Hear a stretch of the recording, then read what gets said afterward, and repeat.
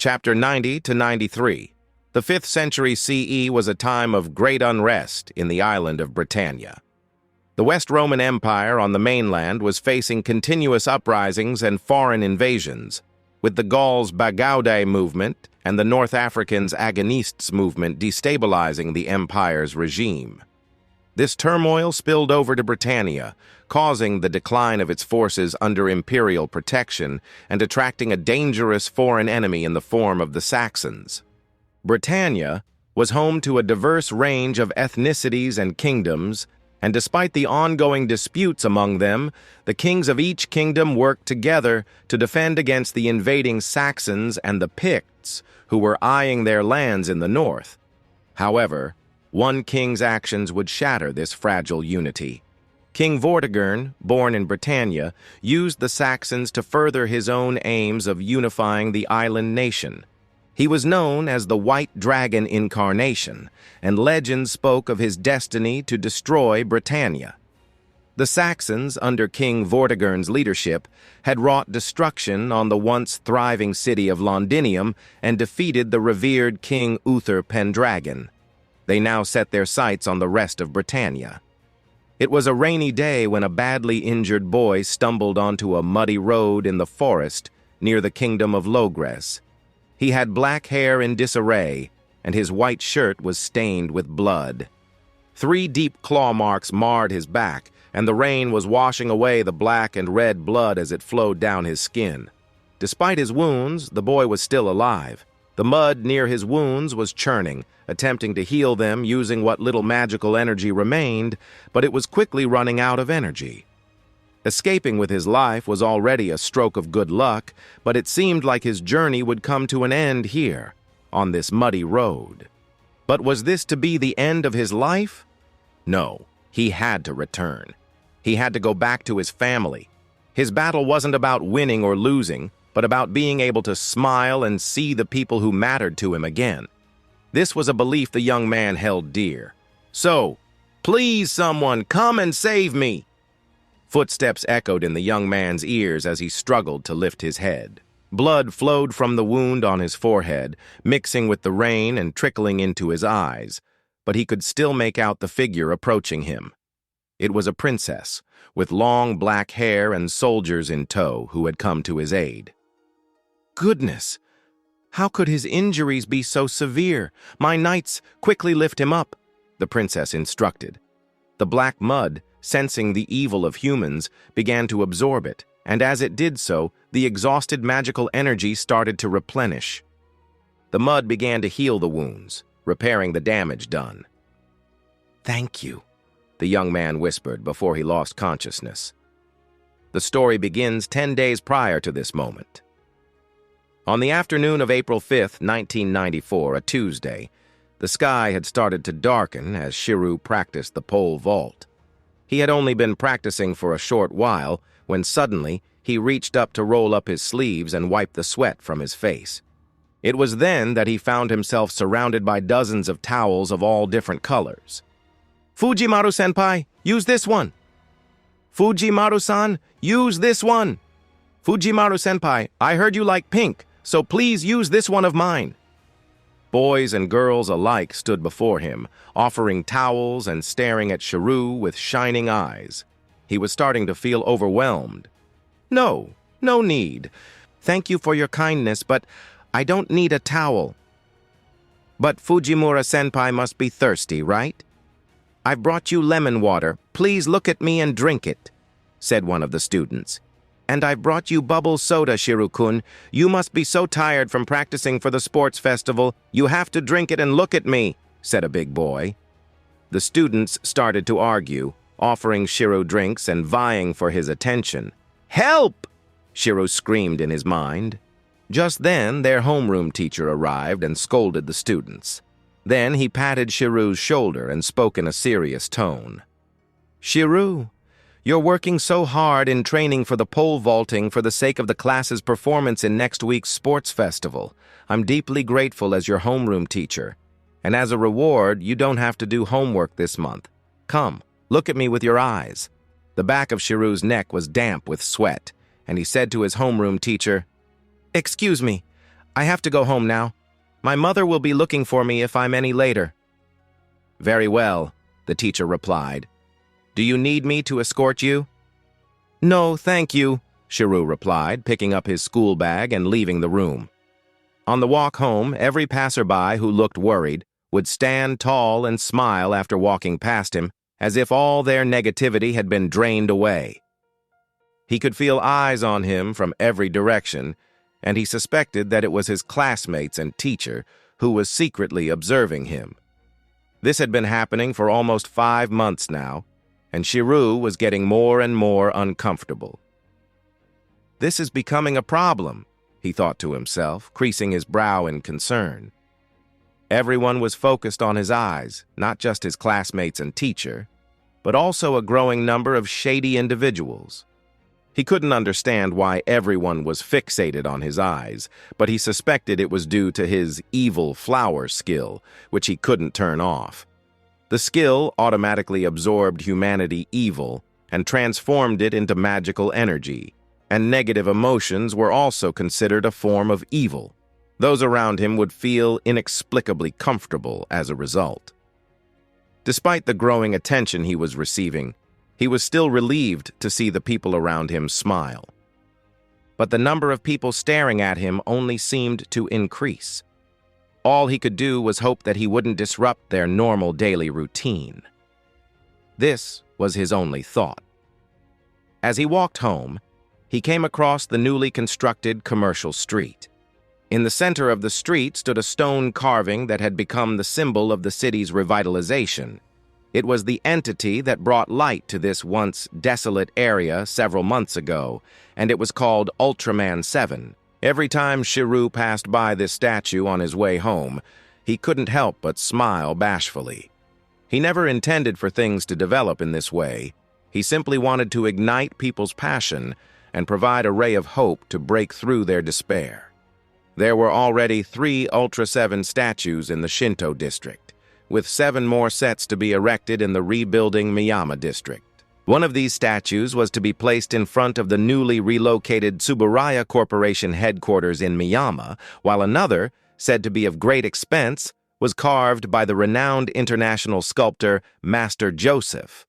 This statue was to stand where Shirou once stood and become the landmark of Fuyuki City.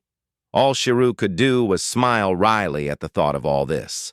Over the past few months, many influential and well-known figures have visited Fuyuki City, including representatives from the clock tower and the church, who come and go frequently. Kaneth had informed Shirou of this, although with a sarcastic tone. In the past, when Shirou was at his peak, he would have beaten up Kaneth, but now he has returned to being a normal person with a passionate heart. He can see through the magical energy and evil within these visiting magi and individuals, but they remain unaware of his existence. This could be due to Kaneth's influence or Shirou's low profile during the Fourth Holy Grail War. If he were to ask Kaneth, he would likely be met with sarcasm and ridicule.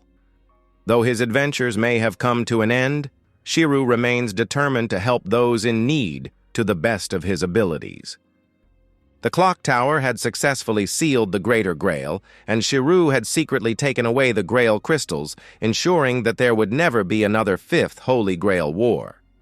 People's lives in the future would be filled with hope and determination, as they strive to make their own lives meaningful and help others in any way they can.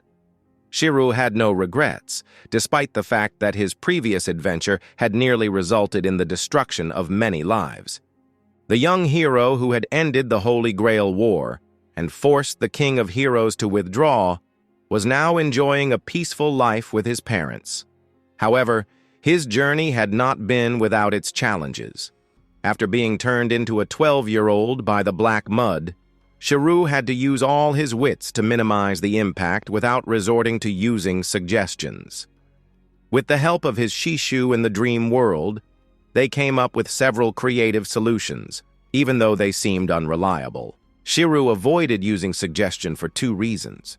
Firstly, if the perception of the people doesn't align with reality, the suggestion can be easily dispelled by their mind automatically. Secondly, He had made a promise to his father to not abuse his mystical powers and live a happy and lawful life. His mother had not noticed her son's extraordinary powers.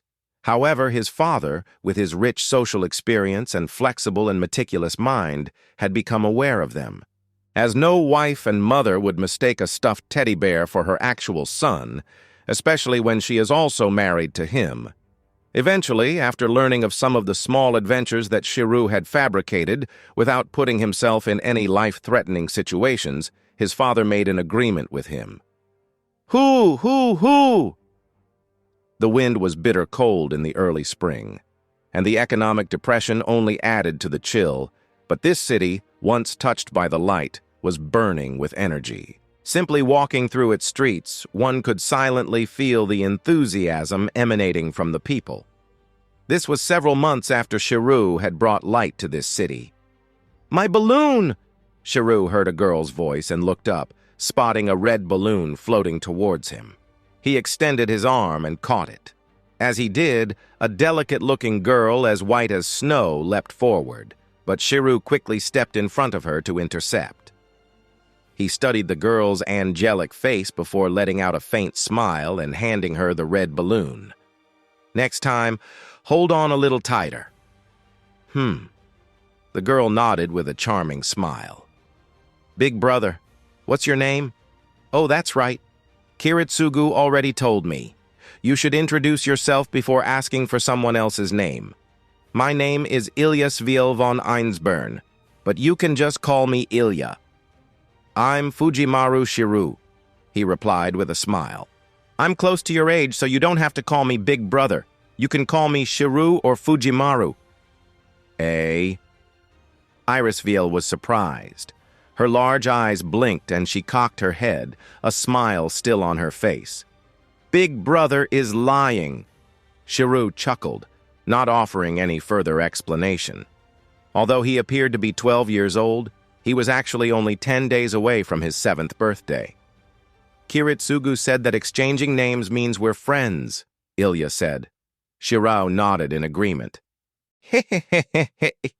Then you're my first friend in Fuyuki City." Ilya laughed, but then her expression changed to one of worry. "Oh no!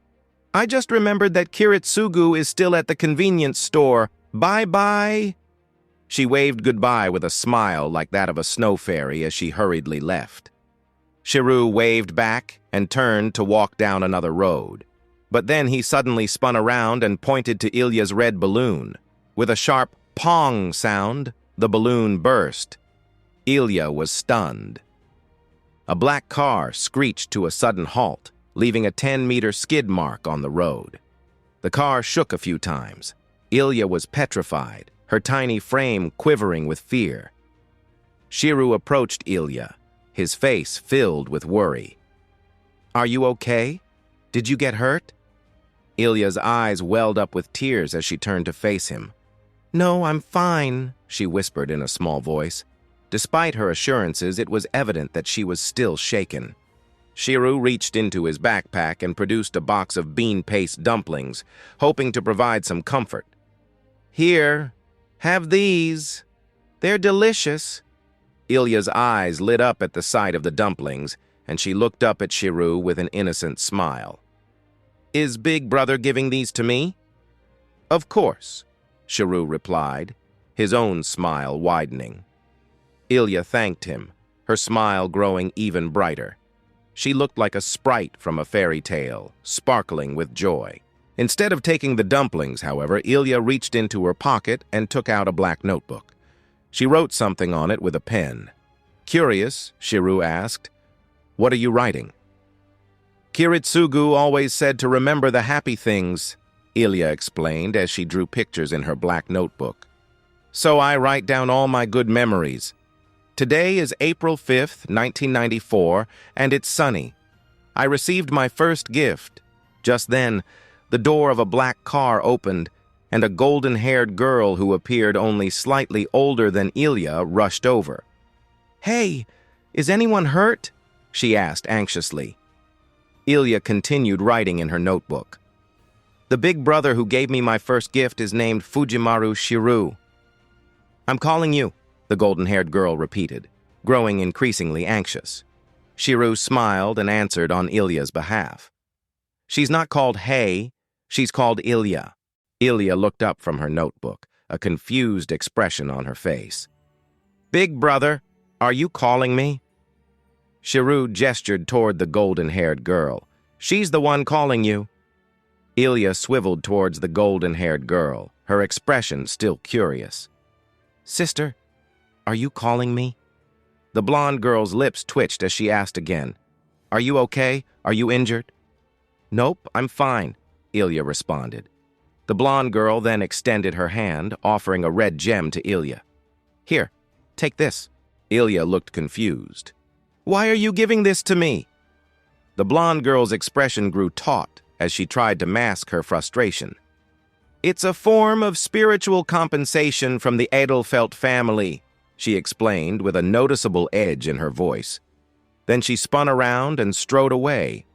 Ilya was left standing there, befuddled and unsure of what just happened.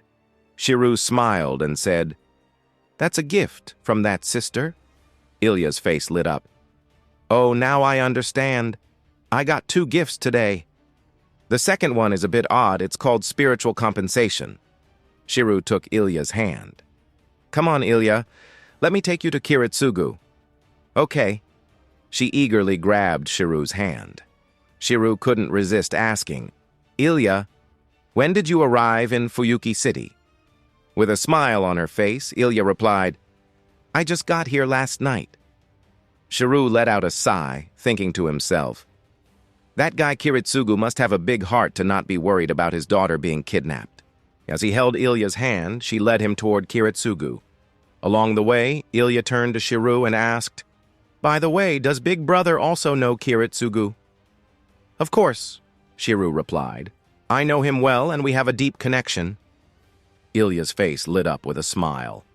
That's great. Then you must be a close friend of Kiritsugu. More or less. Hand in hand, they continued on their way until they reached the entrance of a convenience store. As Shirou approached, he spotted Kiritsugu sitting at the entrance of the convenience store, a bag of snacks by his side, and sound asleep with a weary expression. He guessed that Ilya must have taken advantage of Kiritsugu's sleep to chase after her balloon, which was how she and Shirou had met. Kiritsugu! Kiritsugu! Ilya cried out as she ran over to wake him up. Kiritsugu rubbed his eyes and asked groggily, What's wrong, Ilya? My balloon burst, Ilya explained with a happy smile. But I got 2 gifts instead. Look. She held up the bean dumplings and red ruby. One is from Big Brother, and the other is from Big Sister. Well then, you must keep them, Kiritsugu said. Ilya nodded excitedly. Kiritsugu turned his attention to Shirou and gave him a nod. Smiling, Shirou asked, Are you planning to stay in Fuyuki City? Yes, I will stay here, Kiritsugu confirmed. I owe too much to this city to simply leave. I can only live here, be its companion, and watch it grow and change. The greatest reward is having someone to share it with, Shirou said. By the way, I heard that you've changed careers and become a light novel writer. Can I borrow one of your works to read? Of course, Kiritsugu replied with a hint of hesitation. But I have to warn you, the protagonist in my novel is based on a fictionalized version of you. Shirou shrugged. It doesn't matter. While that memory may not be a pleasant one, I've learned to accept my flaws and imperfections. I'm curious to see what story you want to tell now. Kiritsugu reached into his pocket and pulled out a novel, handing it to Shirou. Shirou glanced at a few pages before asking, There's no pen name on this. What's your pen name? Urobuchi Gen, Kiritsugu replied. Shirou's hand stiffened, and he rubbed the back of his neck awkwardly. I have a pretty good idea of how it will end now, but I'll still read it. Grabbing the book, Shirou started to walk away, but then stopped and looked back at Kiritsugu. This time around, don't forget to appreciate the happiness in your life. As Kiritsugu watched Shirou walk away, he gave a nod of his head. Ilya grabbed Kiritsugu's hand and asked, Are you very close with that big brother? Definitely, Kiritsugu replied. He is my hero. Ilya tilted her head in confusion. Hero? He is a hero of justice, and I consider myself one too, Kiritsugu explained. Ilya's eyes widened. She blinked and asked, So, there are two heroes of justice now? Kiritsugu chuckled and replied, Not just two. As long as individuals hold on to their passion, anyone can be a hero of justice. The potential to become a hero of justice resides within everyone. Ilya's eyes widened with excitement as she asked, Can I become a hero of justice too? Kiritsugu smiled and replied, Absolutely, as long as you keep your pure heart. He lifted Ilya up and placed her on his shoulder, eliciting a happy squeal from her. She raised her hand with a beaming smile. Oh, I can become a hero of justice too. Thus, a small ray of happiness shone into the distant future. I'm home. Shirou heard the sound of sobbing as he entered the living room. There he saw his mother sitting on the sofa and wiping away tears while watching Tokyo Love Story. Knowing that he was about to be pulled into the drama, Shirou quickly decided to make a quick escape. Shirou, you're back, she exclaimed. Come, watch Tokyo Love Story with me. No, I have homework to do, Shirou quickly replied as he turned to make a run for it. He had no interest in getting caught up in the quadrilateral love torture drama. When Shirou entered his room, he saw Sakura and Rin sitting at his desk, busy with something. Hey Rin, are you here to see Sakura? He greeted Rin. Rin, however, was not in a particularly talkative mood. I've told you several times already, don't call me Rin. It gives me a strange, creepy feeling, like I'm being talked to by an adult instead of someone my own age. Rin shuddered. Please, just call me redubbed Machine Rin or something. Don't call me by my name, you black-hearted Fujimaru. Shirou nodded casually. He then noticed Sakura slipping something into her pocket and couldn't help but ask, What are you two doing in here? Is this my birthday gift? It was April 5th, and in 10 days, it would be Shirou's birthday. Sakura had mentioned wanting to prepare a surprise for him. Hey. I won't tell, brother, Sakura said with a playful smile. Well, I'll just have to look forward to it then, Shirou replied, smiling as he put his backpack down on a nearby stool. Rin then spoke up. Oh, by the way, Fujimaru, are you ready for the pole vault competition at next week's sports festival? Us Hachigata will make sure Yusukimu lose, so don't you dare cry, she teased, poking Shirou in the nose. Several months had passed since the Fourth Holy Grail War had left the Miyama district in complete ruins. Tall buildings that once stood tall had been rebuilt, but the lack of accommodations due to ongoing painting and decoration meant there were still relatively few places to stay. The Shinto officials, understanding the situation, had allocated funds to prepare classrooms in the local Shinto school to accommodate interspersed students studying in Miyama at the time. As a result, most school activities were now being held on one campus. The Spring School Sports Festival was just around the corner and was to be held jointly by Tsukimu and Hachigata elementary schools on the same campus. One of the events on the schedule was the dangerous pole vaulting competition, open to students of all grades. Shirou had written a letter of suggestion to the school administration, proposing the cancellation of this event, but his proposal was not accepted. Despite this, younger students were too afraid to participate, leaving only Shirou's class, a group of boys who were fans of Dragon Ball, eager to take on the challenge and bring glory to their school and class. As a result, Shirou, who appeared to be around 12 years old, was forced to participate in the pole vaulting competition. When Rin made a seemingly provocative statement, Shirou replied with frustration, Did anyone from Hachigata sign up for pole vaulting too? Why would the school allow such a dangerous event for elementary school students? Rin asked skeptically. Is this the main issue? Isn't it? Shirou retorted. Overwhelmed, Rin exclaimed, Ah! So strange! So strange! I can't talk to you anymore! Sakura, let's go! Let's play in your room! With that, Rin grabbed Sakura's hand and left Shirou's room, leaving him behind. Big sister, are you and brother fighting? Sakura asked, her innocent eyes wide open as she was pulled out of the room. Rin replied with frustration, "No, we're not fighting. It's just been strange for the past 5 months. Not only has Dad become strange, but even Fujimaru has become even stranger." Rin explained, "Every time I talk to him, I feel like he's treating me like a child. It's uncomfortable and strange. I'm not a child." Sakura looked at Rin, who was holding her head in frustration, and blinked.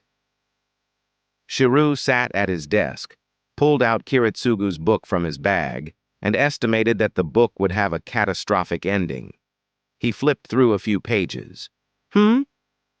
Is it a story about an ordinary person getting caught up in a war?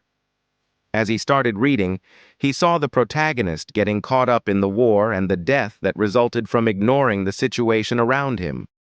Shirou's mind couldn't help but recall his own involvement in the Fourth Holy Grail War, and he smiled. The truth was that many things had happened in the months following the Holy Grail War. First, Aoi visited to transfer the guardianship of Sakura completely to the Fujimaru family. Although Shirou wasn't sure if Tokiomi had noticed anything, the outcome was positive.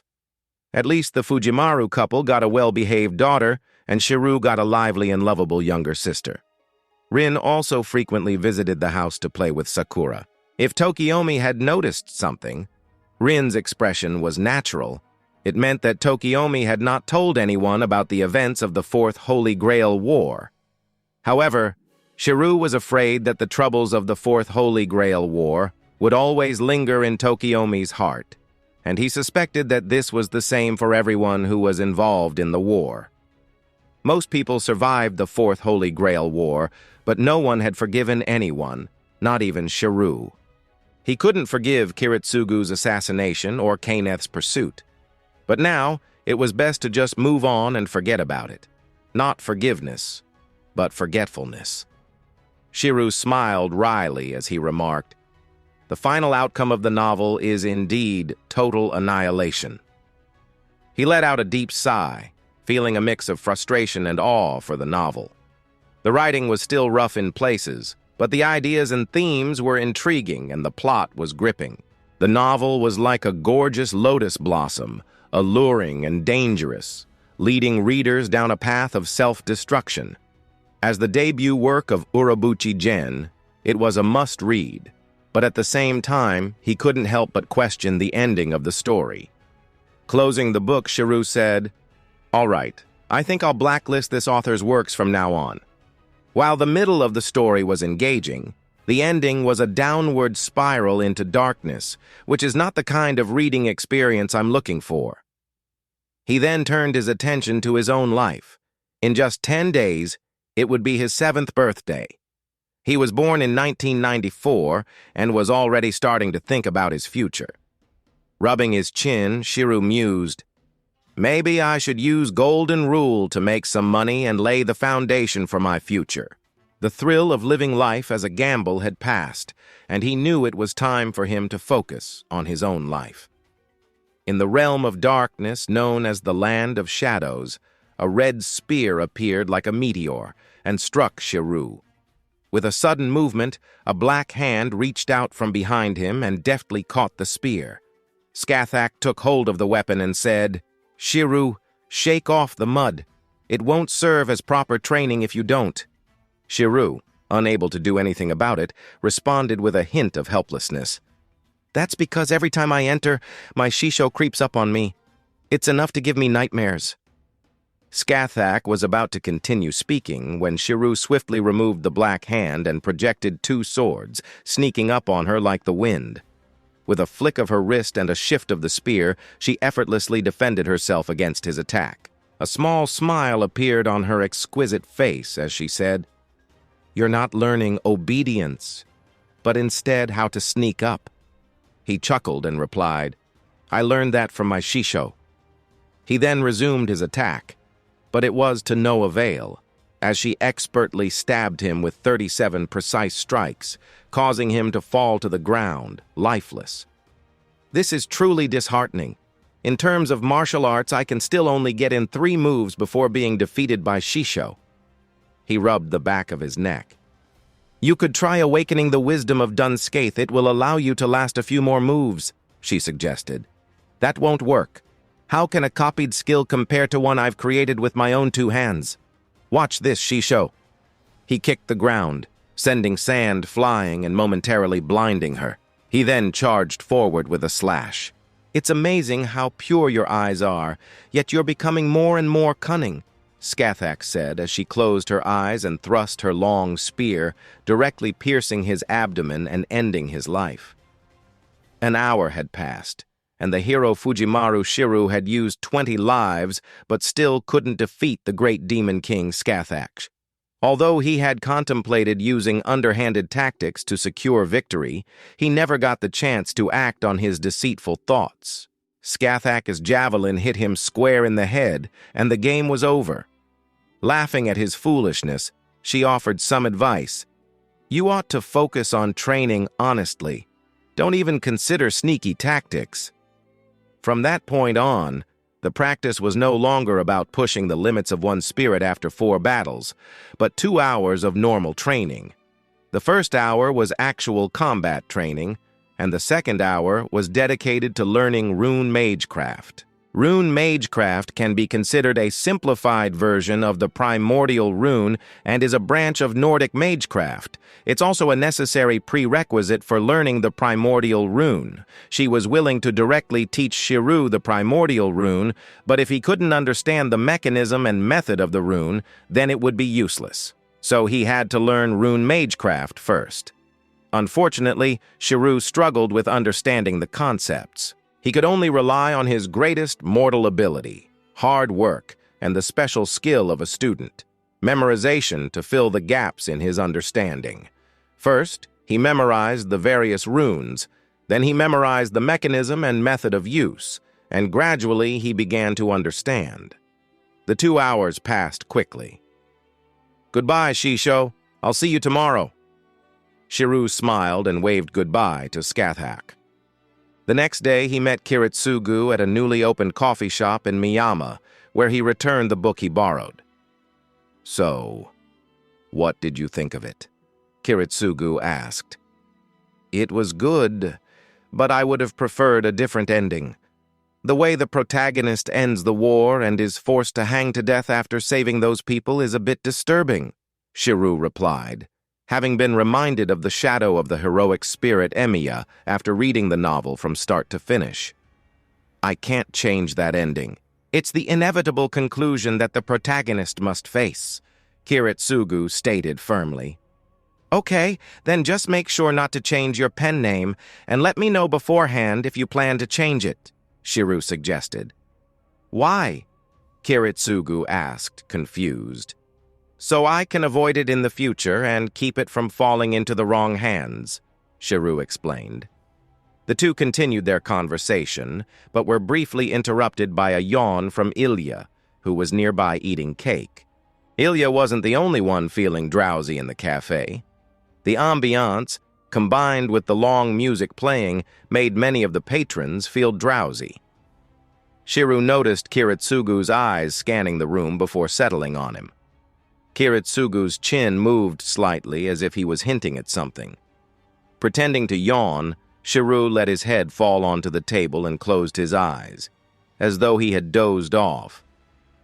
I'm so tired. Kiritsugu, I'm going to take a nap, Ilya said, following Shirou's lead and collapsing onto the table.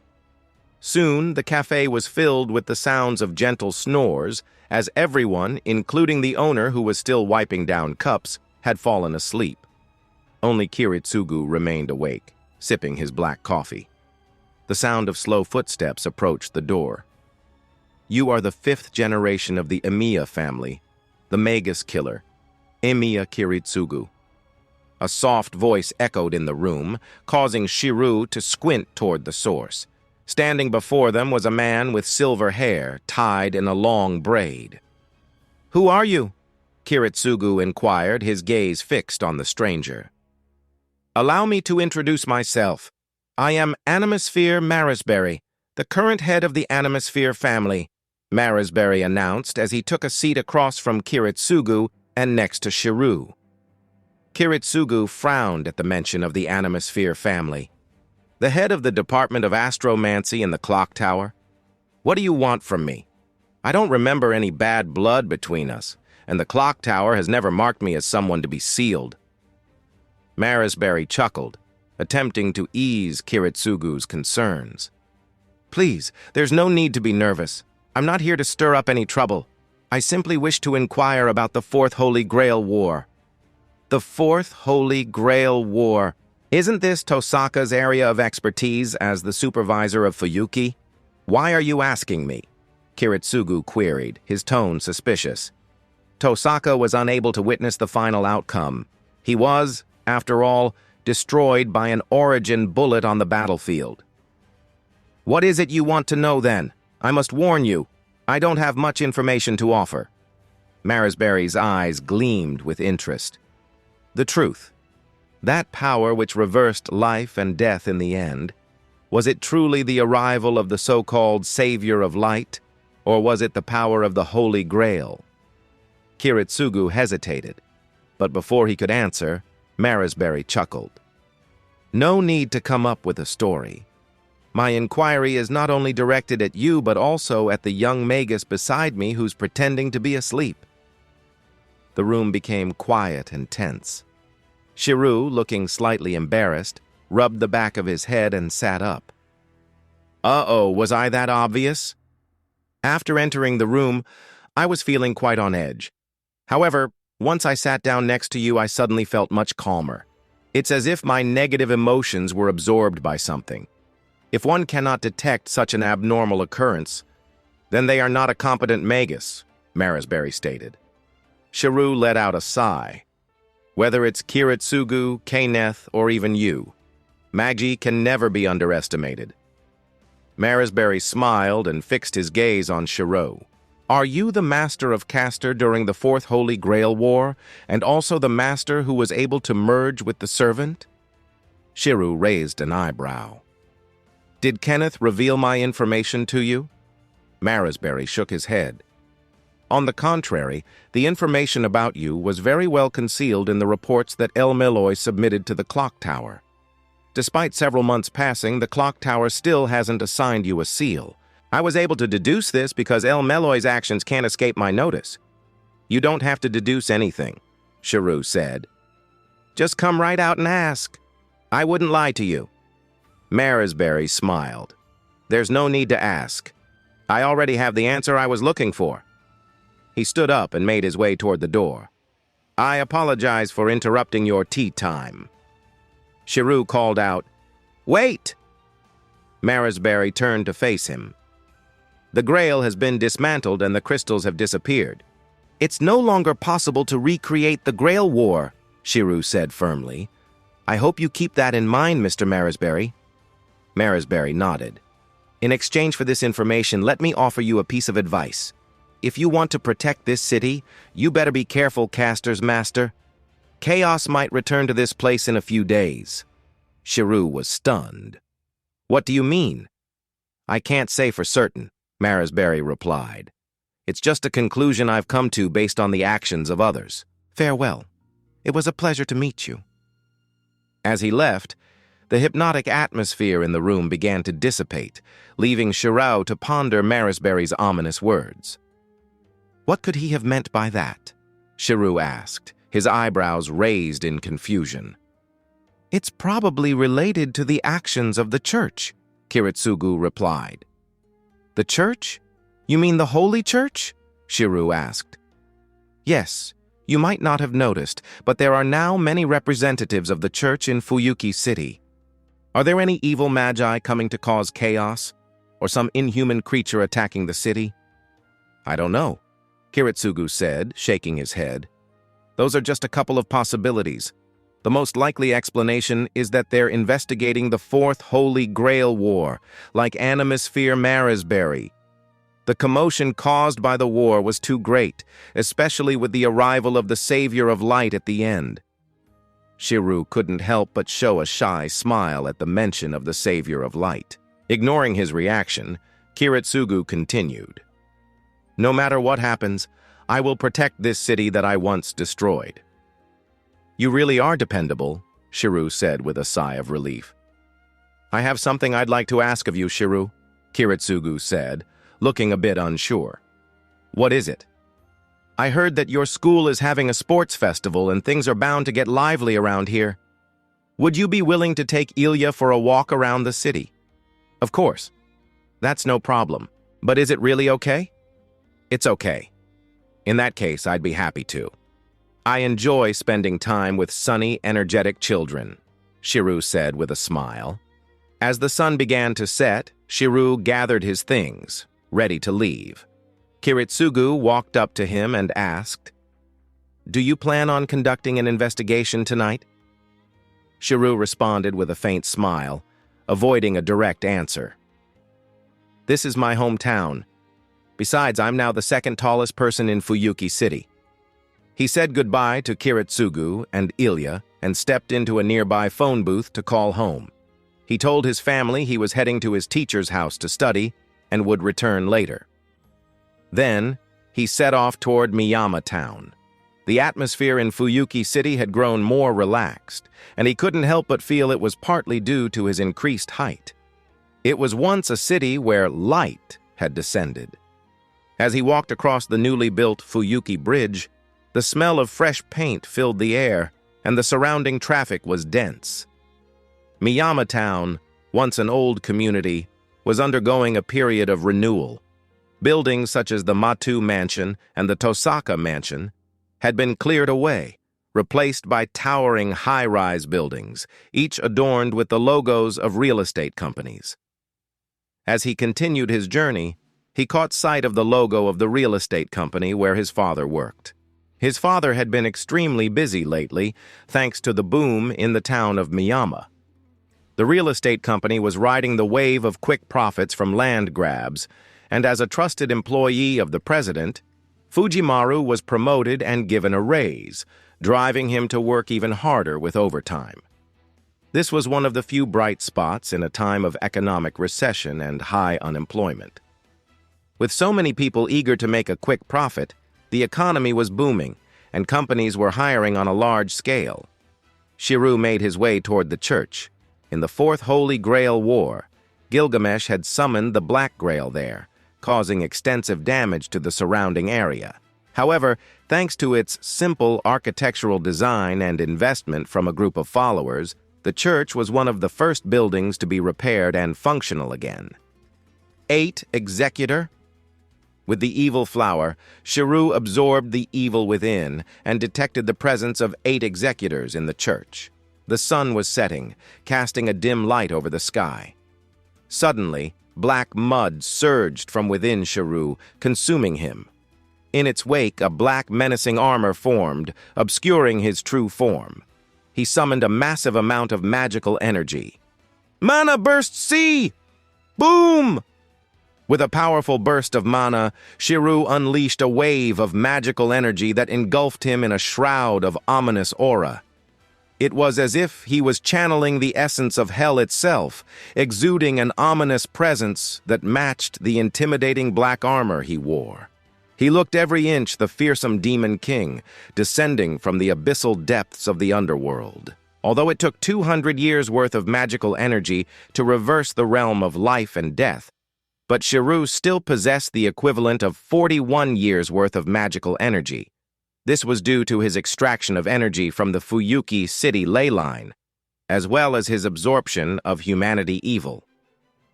As Shirou approached the church, he sensed 8 pairs of eyes staring at him from within. He maintained a composed demeanor as he strode forward, entering the dimly lit interior of the church. There, he was greeted by a friendly old priest. The elderly priest stood before the newly refurbished statue of the deity, smiling at him. "Are you here to pray to God, ancestor?" the old priest asked. "No, I'm not an ancestor," Shirou replied. "I'm just a passing magus." The old priest chuckled. "Oh, Your Excellency, please don't make a joke like that." "I'm not joking," Shirou insisted. "I am a magus, even if I do have an unusual amount of magical energy. And you, sir, are not human." He didn't need special eyes to see through the old priest. His evil flower couldn't absorb any evil from the priest, which meant that the priest was certainly not human. The old priest's eyes shone red as he asked, "Are you here to cause trouble for the burial agency?" "No, Shirou started, but before he could finish, the ground beneath him cracked with a loud boom and a humanoid figure burst forth. At the same time, a cold light flickered in the dark night, and a sharp sword was aimed straight at Shirou's abdomen. The sword collided with the black armor that encased him, producing a resounding metallic clang.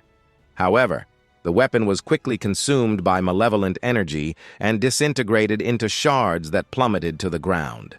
As the sword crumbled, 3 black hands emerged from Shirou's armor and seized the humanoid adversary before him. But the swiftness of the black hands was insufficient, and the opponent effortlessly evaded them in a flash. Shirou's lips formed a faint smile as he gazed upon the sword that had been reduced to cursed debris. It was only to be expected. Shirou's evil flower of freedom was nearly indestructible, and breaking it would be an arduous task without wielding an A-rank noble phantasm or higher. Any endeavor to do so would be swiftly dismantled by the curse. All of the servants had disappeared, and A-rank noble phantasms were few and far between in the world. The only object he had come into contact with was the Excalibur scabbard he had returned to Kiritsugu. However, as he faced the girl attacking him, Shirou said with a smile, "You're not human either. No, you're not even a life form. You're a mechanical doll." Shh.